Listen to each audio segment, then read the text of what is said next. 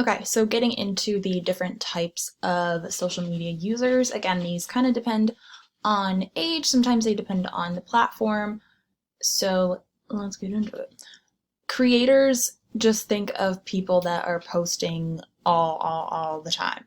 And it doesn't always have to be original content. So they can be sharing content from other people just as long as their feed is filled with something. They're always sharing, not necessarily producing. It's a combination of both. And then critics, think of people who are always on Yelp and like Google reviews, doing reviews and comments and ratings. So one of my friends from Qualtrics actually is like a huge Yelp reviewer, and he gets sent free stuff for him to review, which is pretty cool. So if you post like serious reviews on those sites, companies will send you free stuff to review to get some more clout. Because, like I said, age of information, people look for information from customer reviews. Collectors and then joiners are similar to spectators, but the difference is joiners maintain their social networking profile and they visit other sites, while spectators just kind of observe content from other people. They don't really post that much on their own profiles. So I think podcast is a really good example of something that spectators do. That spectators do, because you don't necessarily need like a social networking account to listen to podcasts, but you're still consuming that media. You're still spectating other people creating content. And then inactives are people like my Nana, who is 88 and does not know what social media is. And then conversationalists are all about kind of creating a forum for discussion and not just kind of posting just to post, but posting to create a conversation. Blogs. I'm actually a blog writer myself. I've written for both corporate and non-corporate blogs. I will say that non-corporate blogs have much less regulation. You're kind of free to write about whatever you want, and then you can publish whatever you want. Corporate, you get a more set of specific guidelines. If you want to know what I'm talking about, the link is in my Instagram bio for the blog I wrote about Qualtrics. It's all subtle plugs, just everywhere. So think of blogs as really interactive journals, because you can comment on them and really write about whatever topic that you choose. Sometimes you get more author credit than on other places. Like corporate blogs usually don't give author credit. I didn't get author credit for my Qualtrics article, but I did get author credit for the one that I wrote on a non-corporate blog that was owned by the company on this site called Medium, which is all blogs from different people, and you get author credit on that. So that's kind of the difference that you kind of want to keep in mind, whether you want to own your own stuff if you're more of an individual, or be in line with a corporate's goal for their blog. Microblogs are just short blogs. Don't overcomplicate it. It's just a short blog. Short. Blog, microblog. Okay, this is where it gets important, because social networking is not the same as social media. Social network implies a network, which means that it's a two-way connection. So I think Facebook and LinkedIn are really great examples of a social network, because the connection that you make with someone is twofold. You send them a request to connect or to be friends, and they have to accept it in order for you to get into their network and for them to get into your network. Some marketing goals for social networks can be to increase awareness, find your specific target audience on those platforms, promote your product or service, create relationships with your consumers or even with other brands. People will do that sometimes. You can highlight the expertise or leadership of your company. You can attract people to your events. You can do some research, product research, and then acquire a new business. So there's a lot of things that you can do on social network. A lot of brands are really successful with it. And then media sharing sites. So I think this is where y'all are going to get confused, because stuff like Instagram and TikTok and like Flickr, Visco, YouTube, that is media sharing.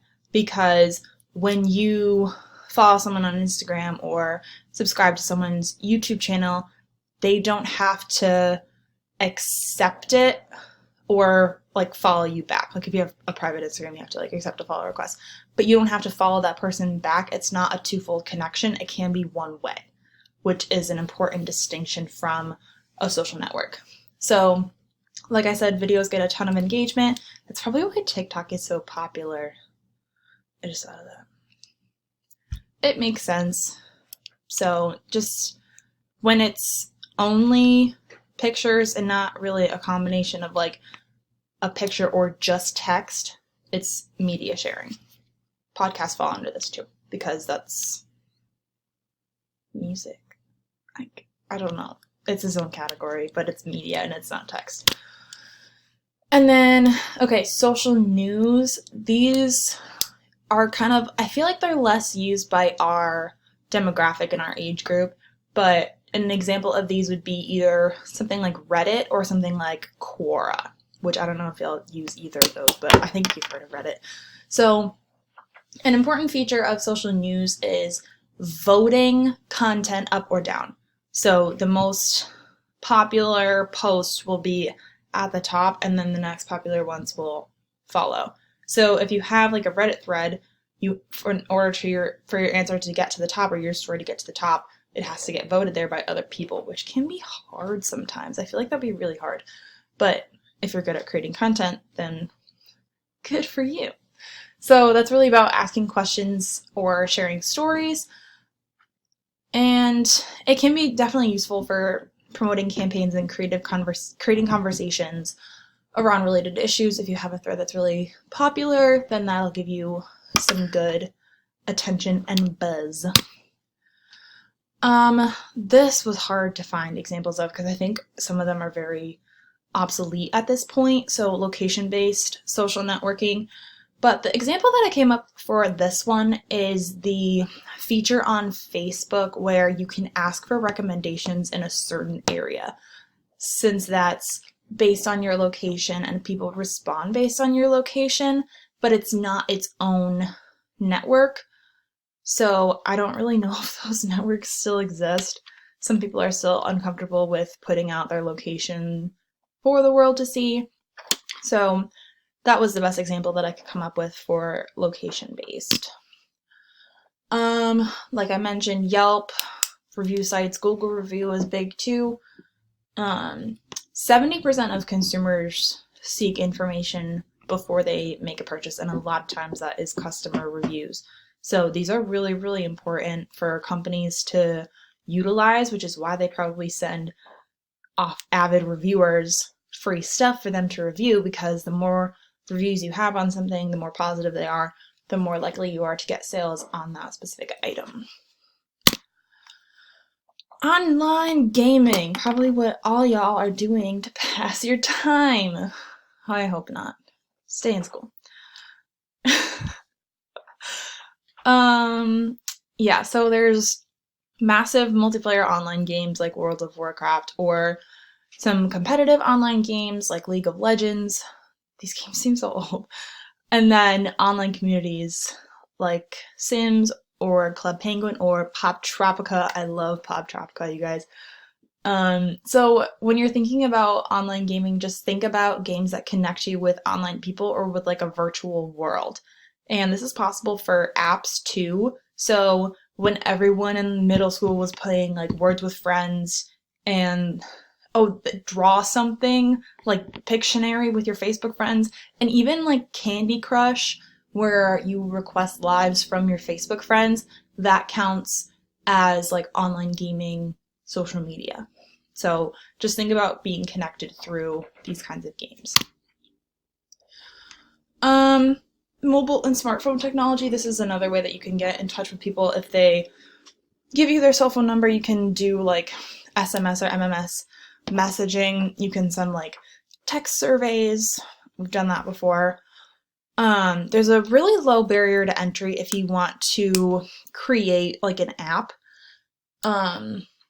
The cost to like create and maintain is a bit high, but other than that, if you have the money, it's pretty easy to get it on like the Apple App Store or like the Google Play Store on an Android or something like that, it's pretty easy to measure, pretty easy to track, and then getting, like, people pay attention to the text they get. So it's pretty easy to get consumers' attention if you're texting them.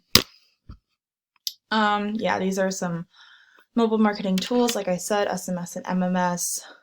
Mobile ads, like I mentioned in the media chapter, that can just be like mobile banner ads on a website, or can be in apps, like it says there. Okay, effective social media plan. This is what I was talking about earlier. Like I mentioned, the first stage is listening, which is super important. You want to not only hear what's being said, but also act on it and see who's saying what. Because if your target audience hates it, but your like secondary audience loves it, you might have to make some adjustments or think about what your target audience really is. And then you want to go through the social media objectives that I outlined earlier, pick what ones best aligned with your business plan and what ones are going to be most attainable for you. And you need objectives that can be specifically accomplished with social media and figure out how to measure those. So something that you can measure with social media can be website clicks. If you do an Instagram story where you link your website on the bottom, that can be a specific tactic to get to that objective of getting clicks on your website. And then along with that, defining your strategy, it goes along with your larger business strategy. And sometimes it's good to look at the trends in the industry that are working to define your strategy for what will work for you. And then identifying your target audience. Again, that's got to line up with your entire marketing plan. And you really need to pay attention to their online behaviors. So if your target audience isn't someone that comments on a ton of posts, you don't want to make one of your objectives or tactics getting a lot of comments on a post because it doesn't fit your target audience. So it's about keeping that in mind and knowing what your target audience does on social media. And then you want to pick the tools and platforms that are going to be relevant to your audience. So again, if you're going after boomers, you don't want to advertise on TikTok because it just won't work. You won't reach your target audience. And then lastly, you want to implement and then monitor the strategy. That's super important. You can change as needed. So when you're monitoring, you can go back into the listening stage in the beginning of your social media plan and figure out what's working, what's not working, what needs to be adjusted. And that's all for now, folks.